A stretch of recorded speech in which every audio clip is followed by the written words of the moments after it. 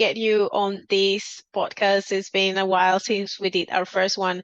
And I think there's so much more than we can talk about emotional eating and all the things that you are doing at the moment with your research and the book you have made and like so many things that you do speak about quite often that I think it is really important for us to address it more and Okay. expand the word out around emotional eating and everything that has to do with like seeing eating as a skill rather than Yeah. just eating for the sake of, I'm just eating because it is a force that is driving me to eat.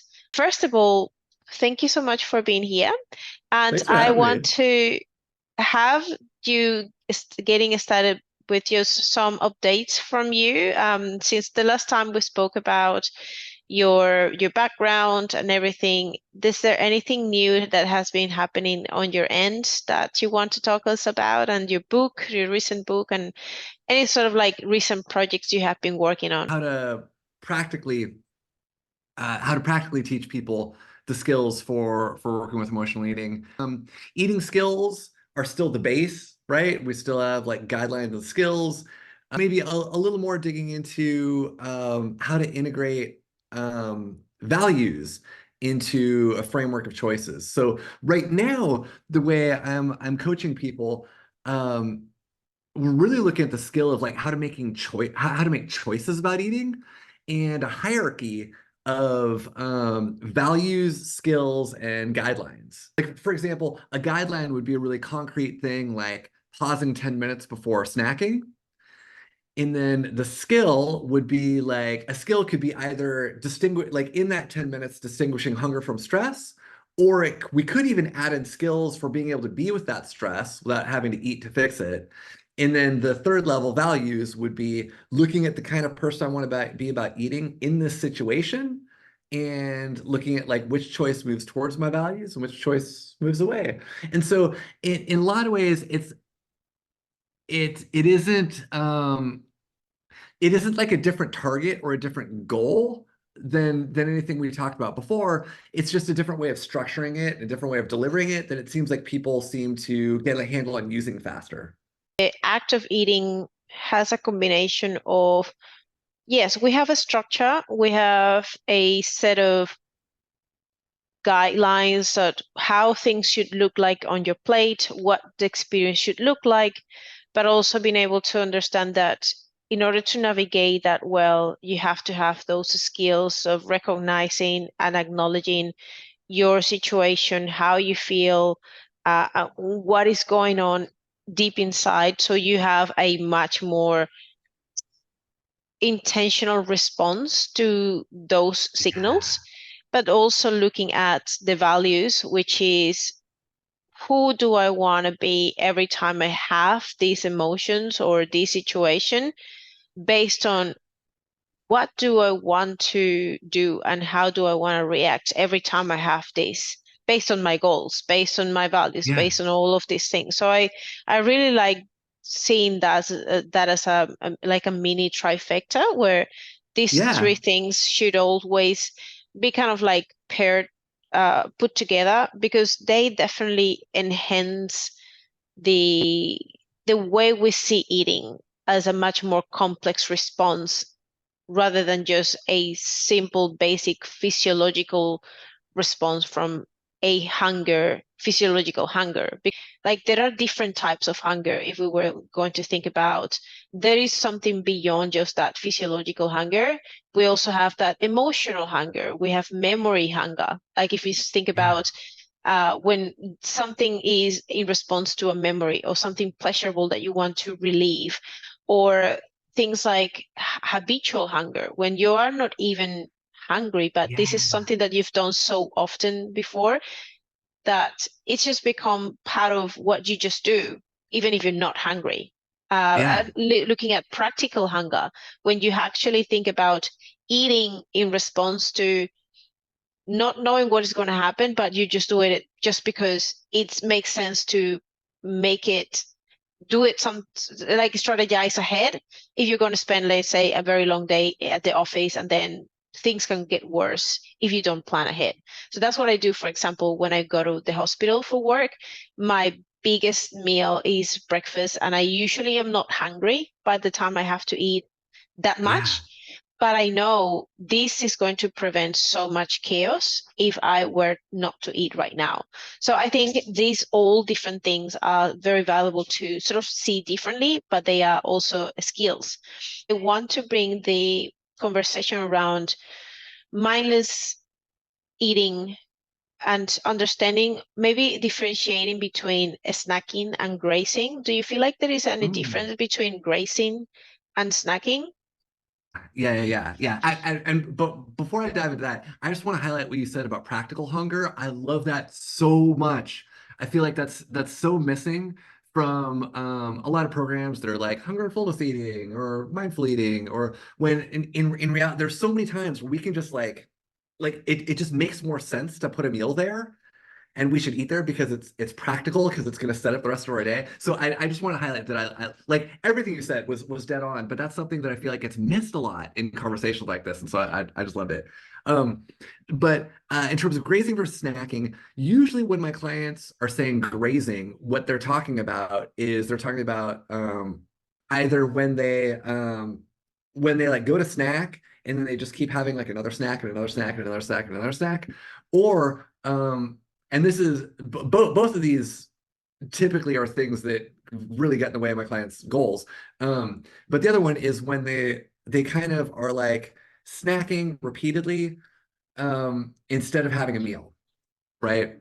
And either one of those has some issues. Like the reason they're hiring me often is because that doesn't fit their values and it doesn't fit their goals, right? They're like something about that isn't working for them. And that makes sense because snacks just aren't that satisfying, right? They don't provide the same amount of stretch reflexes. It's not like we just don't get the same feeling of fullness, and they don't stick with us, right? Um, all of the research I've seen shows that snacks kind of they at the very least they don't impact how much we eat at the next meal, right? They're just kind of extra. And so Mhm. it's one of those things where if we're having a snack and we're going back and we're going back and we're going back, then either that like either there's something going on that has nothing to do with hunger, or we were legit hungry for a meal, and it would be way easier to self-regulate with an actual meal, right? It would be like way like humans are so much better at noticing when full and stopping when we see all the food at one time, when we make one balanced plate. Also, that doesn't even get into like the kinds of choices we make when we have a meal are drastically different from the kinds of choices that we make when we're grazing. So it's one of those things where most of my clients come in fairly aware that grazing isn't working for them. They're looking for how to curb that. Snacking, on the other hand, could be habitual, it could be a response to stress, or it could be like, hey, the snack is going to make my workout time work, right? Or it could be like, I'm going on a hike and it just makes sense to have a snack while I'm on this hike. Like there could be great intentional reasons for having a snack. Um, I don't know anyone that's really grazing like on purpose, you know? So that's one of those things where when we work on the skills, like we use the same skills, the snacking skills, but with grazing, sometimes I will practice working on it not before the first time that they have something. We'll actually put in the practice the second time. We do that for two reasons. Number one, we're working on grazing, right? So we're trying to build that skill of like um we're trying to build in the skill of like I'm going to intervene after I've already had a snack, which is when most of my clients feel like they like blew it. And so like perfectionism kicks in. And so we're trying to like break up that perfectionism. Like, no, like you could have that snack that maybe was just because you were tired, but when you go back for that second one, you can still intervene. And so that's the other reason is that that's actually a more difficult practice for most of my clients. It's way more difficult to intervene when they're going back than on the first one. So if they get that, then we get those two things. Number one, they get that like hard skill of intervening after the first time they snacked, and two, because they've worked on it in the hardest possible scenario, then we can actually port that to the first one pretty easily.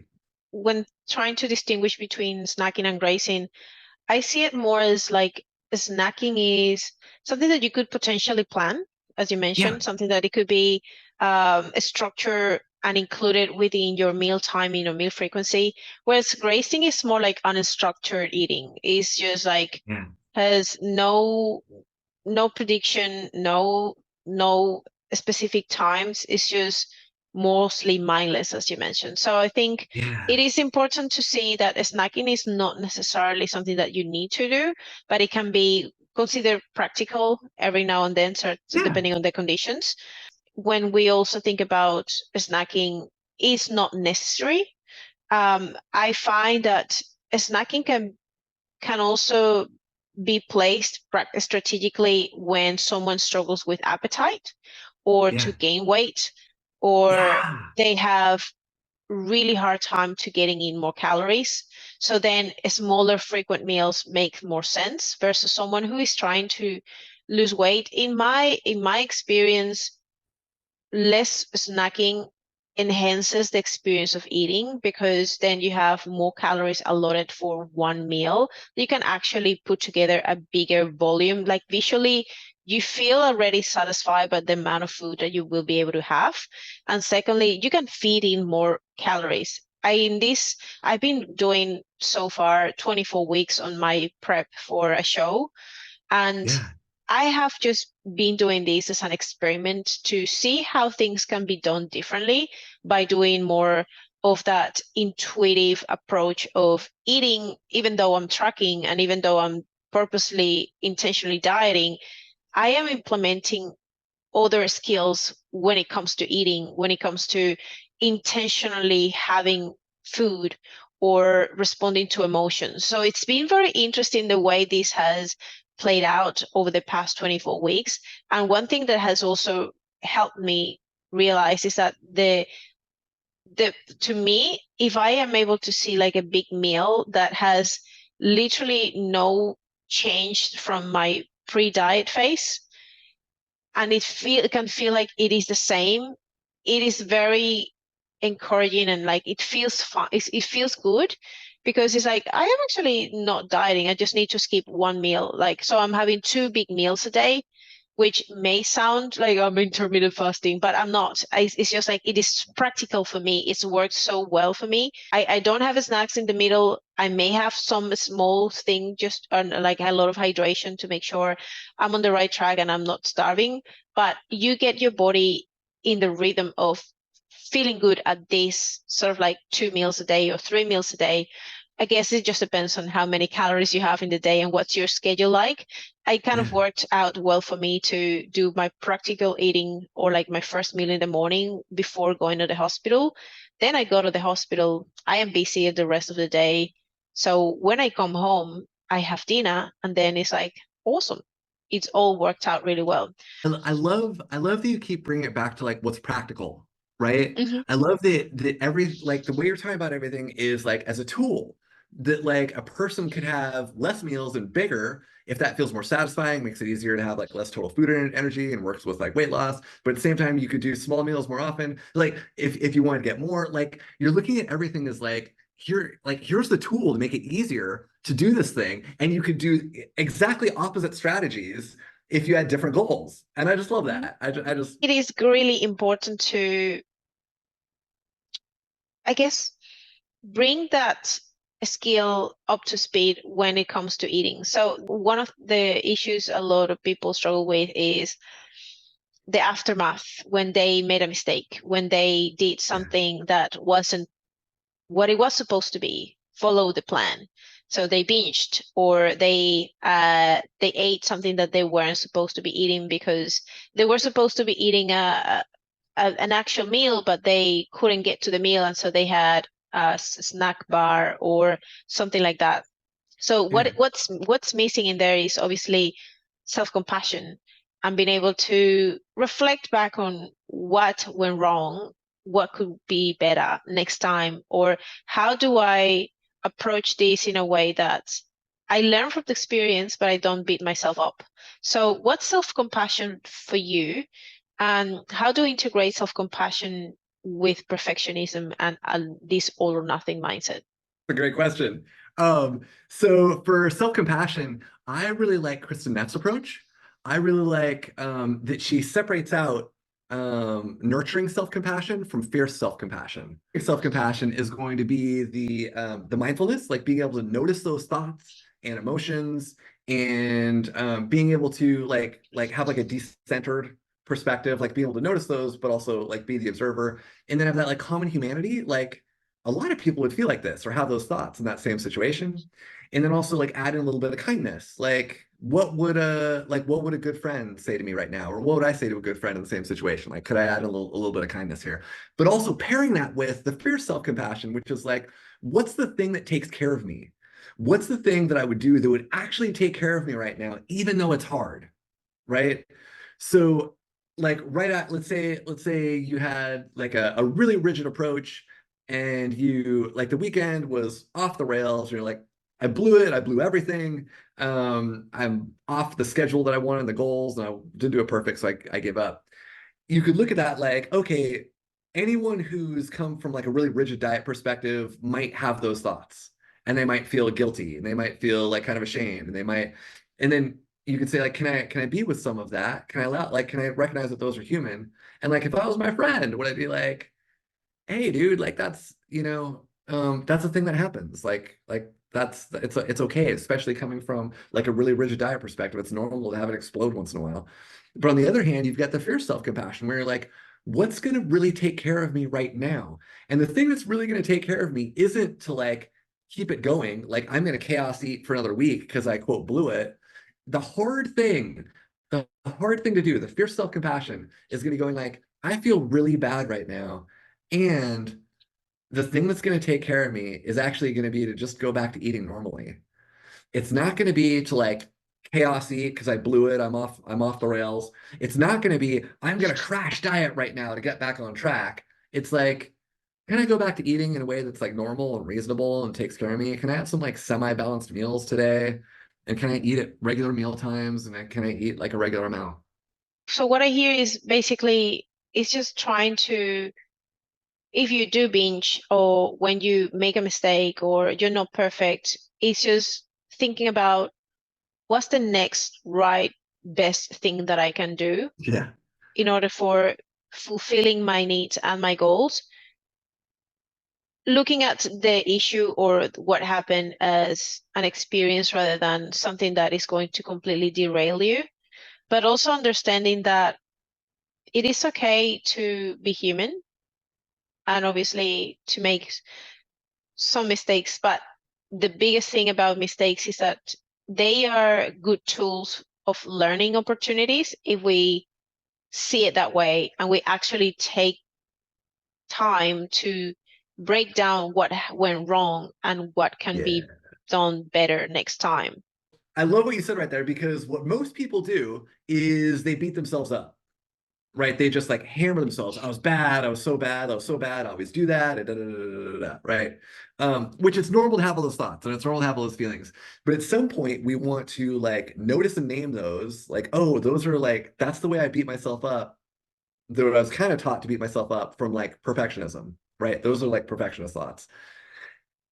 And that's common, but that's not useful, right? Like useful is like later, later, maybe at the end of the week, you take some time and you actually reflect. Just like what you said, you actually break down like what happened before that happened, or what were the conditions, or like what was it that put me in that situation? Like, was it like some rigid rules that didn't fit the social event?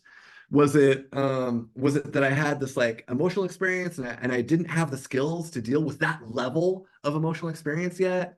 Is it that, like you can break down and figure out what happened, and then you can obstacle plan. You can actually say like, what would I do different? What would I do differently if I'm in that situation again?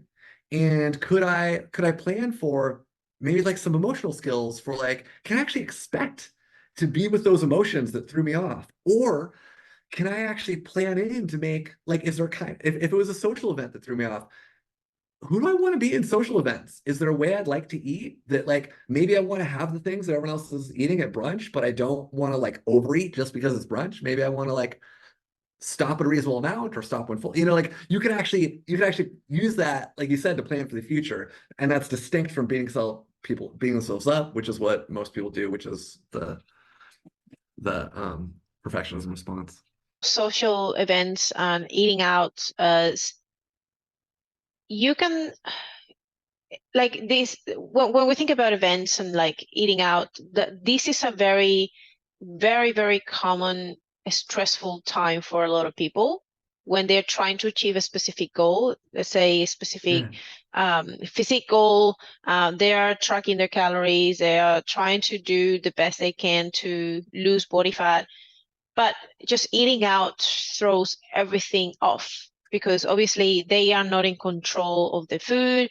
It's just like out of the ordinary, and it just makes things harder when it comes to hitting your targets.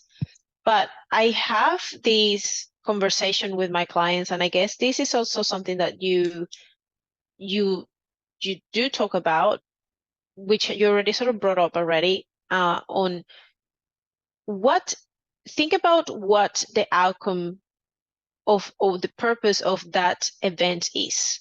So is it about eating experience? Is it about spending time with your loved ones? Is it about even just working or talking with meeting people, meeting new people? Or is it a little bit of a combination of those things?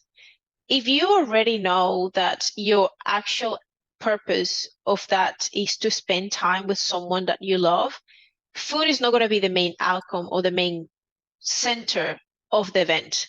So in that case, you can actually eat before you go, have a very good plan around before we go to that place. I am going to be filled up with like a lot of nutrients. I'm not going to be hungry, and I don't have to eat if I don't want to. I can just take a little bit of a piece of something, but I don't have to focus on that. And I'm not going to be hungry because I have already put the strategies in place. And I can actually focus on what I am meant to focus on, which is spending time with someone, creating memories. And food is just going to be part of like the environment, part of like the experience, but it's not going to be the main center. So then the binging and the food focus goes away because you already have a clear goal and a clear expectation of what you want out of that event. And same when it comes to like you're going for the experience of eating. Let's say I actually want to try food and eat new things. You go with that expectation. So you give yourself permission to overindulge a little bit because you know that that's the whole purpose of that event. Or when it's a wedding, or when it's just, there's not necessarily creating memories, but it's a social event where I am going to meet people. I am going to be doing certain things, working or talking with coworkers or with family, friends. So what is the outcome of that is, and the purpose is that food? Not really. So again, food is not going to be the centerpiece of your event because you already saw what you wanted the outcome to be. You were clear, you knew what it was about. And I really like that. You know, like you're saying, like if it's about connection, you can make it about connection. If it's about food, you can make it about food. A lot of my clients, you know, I do a lot of work with my clients on their values, like who they want to be about food and who they want to be about eating in different situations. And who most of my clients want to be about eating in different situations, in a social situation, is they want to be someone who can go there and eat what everyone else is eating, mostly, right? Like they can order, maybe they order the most balanced choice on the menu, or maybe they order that thing that they've always wanted. But they're also aware, like, oh, maybe I'm going to get served 30% more than I would actually need to eat, right? And if I can be with that like 2/3 of the meal and really enjoy it, then I can actually like stop. I can actually like stop when full, or I can stop with a reasonable amount. And I got to eat the stuff, and I got to connect with my friends, and I also got to stop at a place that fits my values.